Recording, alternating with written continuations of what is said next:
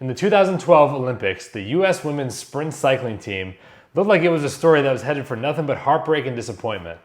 They didn't have any big sponsors, they didn't have any big Olympic buzz or high-tech gear, but in the middle of all this pressure and doubt that they were feeling, they made one decision that changed everything.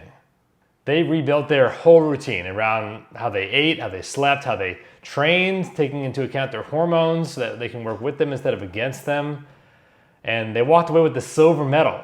Okay, so this was the biggest surprise of the games. And now, why does this matter to you? Well, because the same root cause strategies that help them to thrive under Olympic pressure are the same ones that we use with women recovering from burnout and feel like their hormones are crashing and spend years of feeling like their body just won't cooperate anymore. So if it worked for the women's Olympic sprint cycling team under all that pressure, and there's no reason that it can't work for you in the chaos of everyday life.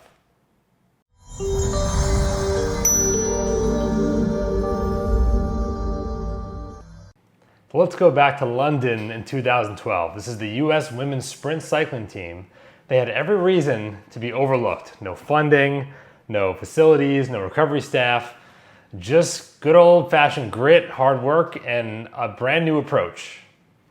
And this is why it was one of the biggest surprises of the games, the silver medal that they earned, because they stopped focusing on doing more and started focusing on recovering better. Okay, that one shift changed everything. So let's walk through what they did and how those same principles can help you to steady your energy, calm your nervous system, and feel like you're actually functioning normally again. First up is nutrition. So they were sometimes running on fumes and crashing mid-afternoon. They were training hard, but never quite fully recovering. So they changed the way that they ate. So they did some common sense things like you may or may not know, which is increasing the amount of protein in the diet and eating plenty of colorful veggies. This gives you, it satiates your hunger and helps you build lean, healthy looking muscle and burn fat. And eating veggies gives you all the micronutrients that you need, all the minerals, vitamins. If you eat the rainbow, all the different colors of nature, because that's where the variety of nutrients are found in all the different colors. But the thing that's the most unintuitive that they did was increase the amount of healthy fats in the diet. So increasing the amount of healthy fats helps give your body a more sustainable energy source to burn versus carbohydrates. Carbs are sugars, they're more quick to burn. And so they're quick to access, but also they leave as quick as they've came. And so that's what leads you to feel that crash. Instead, switching to more good fats, things like avocados and avocado oil, olives and olive oil, coconut oil, adding those onto every meal. Or in the animal fat category, you have good quality red meats, fatty red meats, or good grass-fed organic butter. Okay, those are all good fats you want to add at least 2 or 3 servings with every single meal on top of the meal that you have. All right, this helped their bodies to repair and reset and actually to feel strong again. All right, they weren't eating energy bars and protein bars and powders and stuff. They're using real food. Right? They're not skipping meals either. They're eating until they feel full and they've got what they needed. Right? They're eating to stay balanced and sharp and resilient. And so you don't need a lab test to start this. You just need to stop running on caffeine and just waiting to eat whatever's left over in the fridge. Right? Instead, be proactive, plan your meals, and fuel your body like it actually deserves to recover, not just survive the day. So prioritize protein to keep your blood sugar steady, cut the sugar spikes that leave you drained, and build in these good fats, the proteins and veggies with every meal.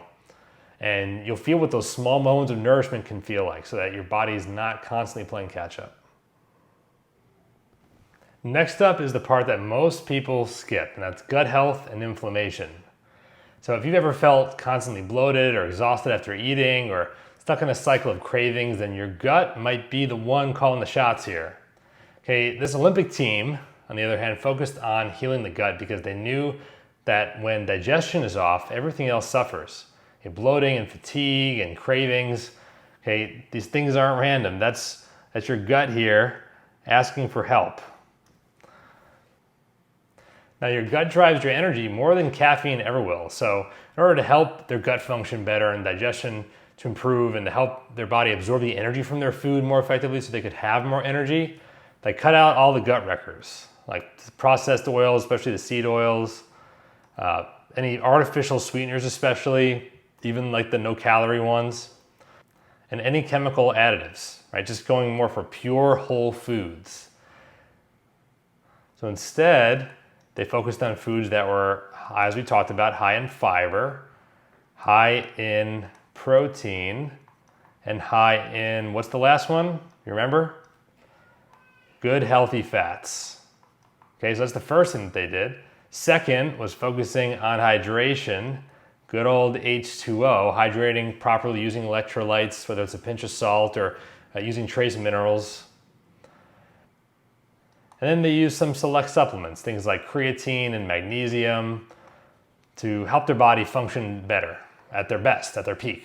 And so, recognize that chronic inflammation is your body being stuck in a loop of stress and repair and overload. And 80% of your immune system that creates inflammation is in your gut. So when your gut is supported, your energy will replenish, right? You'll have less inflammation overall. You'll have a better mood because there'll be less inflammation in your nervous system.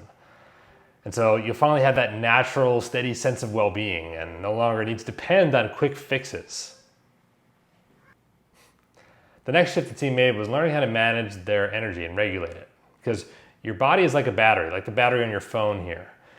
If it's charged fully, it'll work for a while, but once that charge dissipates, then that phone's not going to function anymore.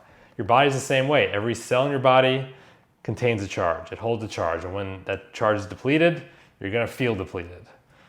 Like you're running on empty because you are. So we got to learn how to recharge our battery properly. Okay, and the first way to start recharging your battery is sleep. And protecting sleep, just like these athletes, as if it matters, because it does matter just as much for an athlete. It matters as much for you. And so it's not trying to squeeze sleep into an already maxed out schedule, okay? So they prioritized it, right? It became part of their training and something scheduled. So it wasn't something that they sacrificed, okay? It was something that was determined ahead of time. This is a priority, and so we're planning for optimal sleep. The way to charge the battery the rest of the way here is managing stress. And so looking at stress and how that's depleting your energy battery, because it is for everybody. So making sure that you're able to handle stress properly, to improve the way you respond to stress, because we all know that life isn't just going to stop throwing stress at you. It's learning how to respond to it differently. Otherwise, it will deplete your battery totally. Right? So it's not waiting until burnout hits to start caring for your body this way with sleep and stress. And you might not be chasing a gold medal podium, but you're still carrying plenty of stress. Okay, and so one thing that can help with this is learning how to breathe properly and how to meditate, not in a weird, head in the clouds way, but in a real scientific, beneficial way where you're focusing on your breath, calming your nervous system, belly breathing slowly, fully, not breathing into your chest like this or your shoulders move. You want to feel your belly move in and out. That shows you that you're breathing in a stress-free way, not a stressful way. So when you work on these basics, okay, sleep and breath and setting boundaries in your life to manage stress, your system begins to settle, to regulate, to restore, so you can feel that vitality and that vibrant energy that you maybe once knew, but it's been a while. Now all those changes, nutrition and gut health and sleep and stress, laid the groundwork, but aligning their training with their cycle, their monthly cycle, is what brought it all into harmony. Okay, because when your rhythm matches your biology and these natural hormonal cycles, the effort that you put in, it actually pays off and it's magnified. So during the typical menstrual cycle, the cycle begins in the menstrual period here with bleeding, and then into the follicular phase, is the first 2 weeks leading to ovulation, and then back down the circle here on this side of the cycle, the luteal phase leads back into the menstrual phase. So this is the second half of the cycle, this is the first half of the cycle, and this is where you want to train, is on this half of the cycle. As you see, this is where the body has most of its hormonal reserves to train and then leading to peak performance. This half of the cycle, the second half through menses, is where you want to deload and rest more. Okay, so your body can properly recover. And so approaching your physical training this way, and even just understanding this in terms of how much stress you're putting on yourself at work and with your family and responsibility. Okay, this can give you a better understanding of how to kind of organize your life and your training based on an understanding of your own cycle and what your body needs in each phase. So take a page out of their playbook. Okay, recovering with full intention, not just pray and hope. Okay, instead of constantly pushing through, you can really quietly shift everything in your life to get energy back and get that nice stable sense of mood and focus, and just have life stop feeling like a daily edge that you're barely balancing on. All right, so we want you to start to work in sync again, to show up stronger. And it doesn't come from doing more. It comes from doing what your body's been asking for.